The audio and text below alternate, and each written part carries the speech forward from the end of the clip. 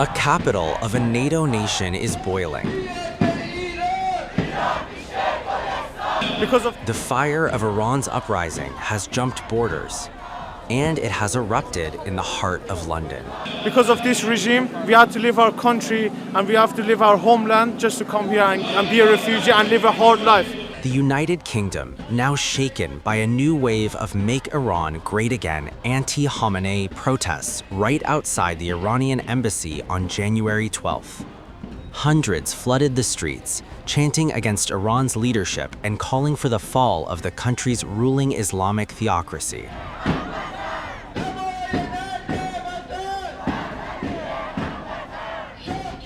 Demonstrators waved flags of Iran's former monarchy, which was deposed in 1979. The protesters were seen holding placards reading "Make Iran Great Again" and accused Iranian authorities of suppressing dissent and restricting media coverage. With the internet down in Iran and phone lines cut off, gauging the demonstrations from abroad has grown more difficult. Some protesters expressed support for Israel and the United States, with Israeli flags visible among the crowd. This regime will kill people endlessly, and they shut the camera, shut the internet because of that, so the news doesn't spread around the world. But we are their voice in this country. Holding the Israel flag as an appreciation for Bibi Netanyahu and Israelis, because their nation is the only nation. Hopefully, at the moment, Trump is as well, but is the only nation, and understand what's the problem, what's the root problem of these Middle East and all the terrorist attacks. It's this Islamic fascist regime is the fundamental problem that caused everything like a poison spread all over the world. Unfortunately, this fascist regime killed my friend and put two of my brothers in prison, and all the people in Iran don't like them and hate them. Just hours earlier, scenes took a chaotic turn in London.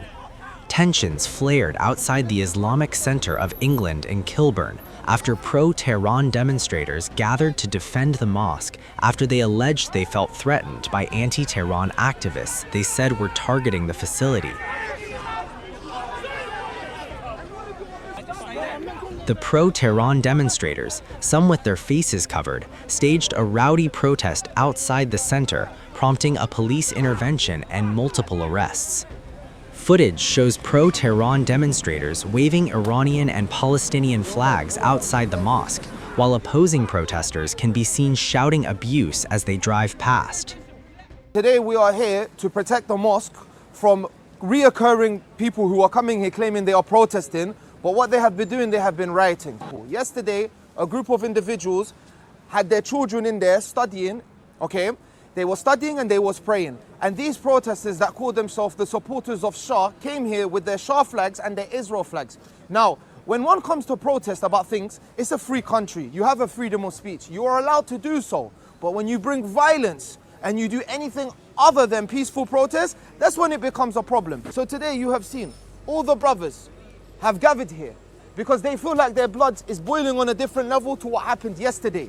These protesters came, they jumped the fence. They were told there were only women and children in there. They didn't care. They were being violent. They were being aggressive. So today we heard that it was going to come with more numbers.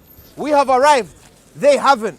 We don't want them to come here. We are not calling for problems. We are actually here for peace. We are protecting our own mosque. And I believe there's only one narrative being spread online, and that one propaganda that wants America and Israel to enter Iran and to get involved in problems that have nothing to do with them. A bunch of cars come, about I think 10 to 15, maybe 20, and they all just come out the car screaming in a really savage way, and then they start running towards the center. So I decided to start running towards them. There are kids here, and they were like, we don't care, the Iranian government and so on. And then I said to them, I was like, look, there's kids here, and they weren't listening. And I said, look, no one's getting past me. And then that's when they kind of attacked me, and I was trying to grab a few of them not to climb over the fence. And then a few people kicked me. I think they punched me as well, I can't remember. But I was just about to able to fight them all off. I think there was about 20 to 30 of them. Are bringing the violence that they're doing in Iran, the rioters and so on. We're not talking about the protesters. They're bringing it here, and they think it's the time that the Iranian regime will fall, not knowing that this is a mosque, a center where people come and pray, elderly people, children, and there were many children yesterday as there's an Arabic school here. More than 640 protesters have been killed in the ongoing crackdown in Iran, as per a human rights group. More than 10,600 people were detained over the 2 weeks of protests. The incident came to light days after an anti-government protest escalated dramatically after a protester climbed the building's balcony and removed the Islamic Republic's flag and replaced it with Iran's pre-1979 lion and sun emblem.